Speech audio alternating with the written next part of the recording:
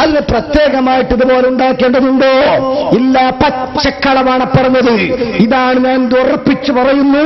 കട്ടികൂടിയാലും തനിച്ച നിഫാക്കാണ് കാണിച്ചിരിക്കുന്നത്. ഉള്ളിലൊന്ന് വെക്കുന്നു, പുറത്ത് മറ്റൊന്ന് പറയുന്നു. പക്ഷേ LCD-കൾ കളവ് പറയില്ല. സ്വാഭാവികമായിട്ട് ജനങ്ങൾക്ക് കാര്യം തിരിയും. എന്തേ ളുഹർ നിസ്കാരത്തിനും അസ്ർ നിസ്കാരത്തിനും അഖിലേന്ത്യാ ജമാഅത്ത് നിസ്കാരം കേരള ഘടകം ജമാഅത്ത് ഇങ്ങനെ ഉണ്ടാവലുണ്ടോ? തബ്ലീഗ് ജമാഅത്തിനോ? കേട്ടുകളൂ, ഞാൻ വായിക്കാം. ഇത് മാതൃഭൂമിയുടെ കട്ടിങ്ങാണ്.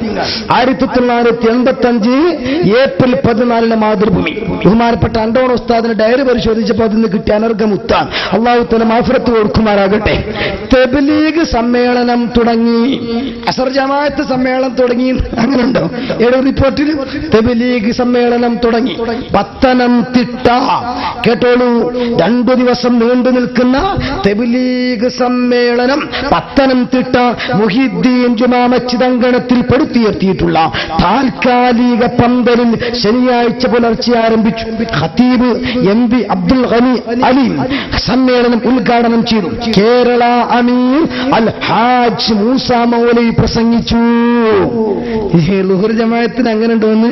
കേരളത്തിലെ മുഴുവൻ ജമാഅത്ത് നിസ്കാരങ്ങളെയും അമീർ ഒരാൾ ഇങ്ങനെ ഉണ്ടോ? ഒന്ന് ചിന്തിക്ക്.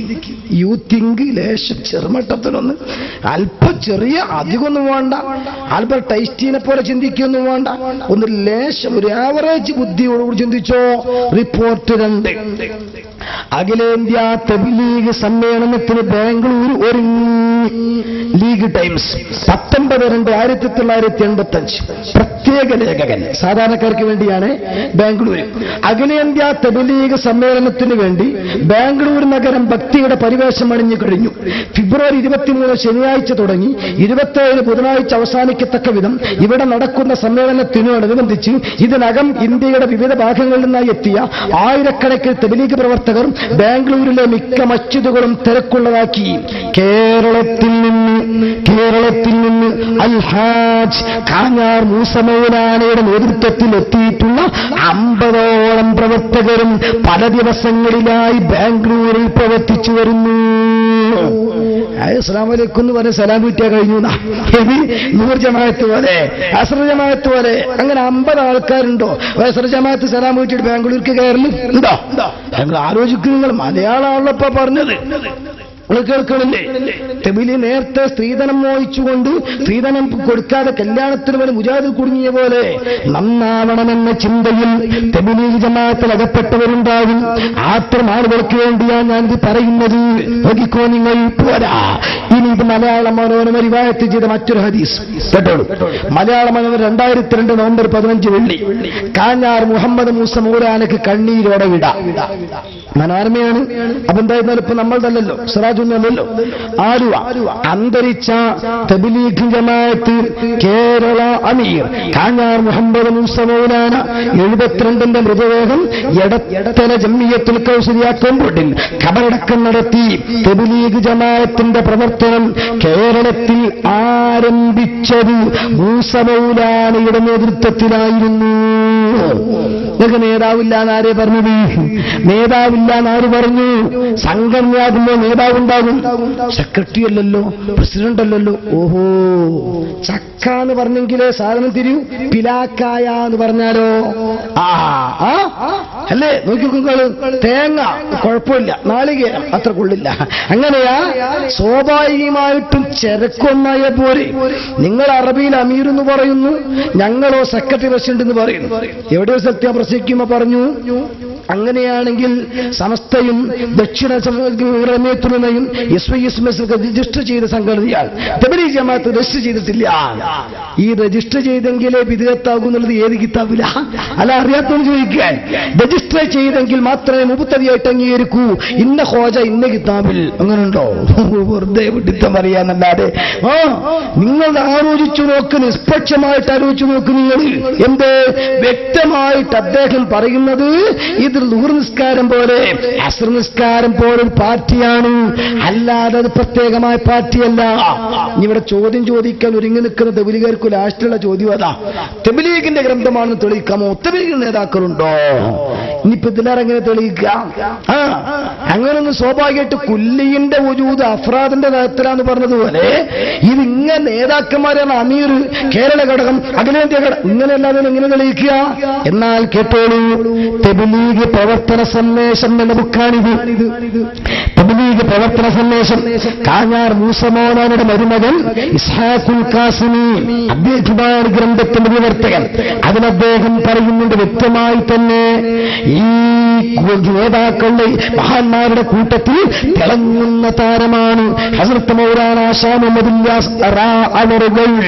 എന്നിട്ട് പറയുന്നു കേട്ടോളൂ, ആരംഭത്തിൽ തന്നെ, തുടക്കത്തിൽ തന്നെ നൃത്തം പൂർണ്ണമായി ഹസ്രത്ത് മൗലാന ഹുസൈൻ അഹമ്മദ് മദനി റ, മുഫ്തി കിഫായത്തുല്ലാ സാഹിബ് റ മുതലായ പ്രഗത്ഭരായ ഉലമാക്കൾ മൗലാന ഇല്യാസ് റ ആരംഭിച്ച ഈ പ്രസ്ഥാനത്തിന്, ഈ പ്രവർത്തനത്തിന് എല്ലാ നിലയിലും സഹായവും സഹകരണവും നൽകുകയുണ്ടായി.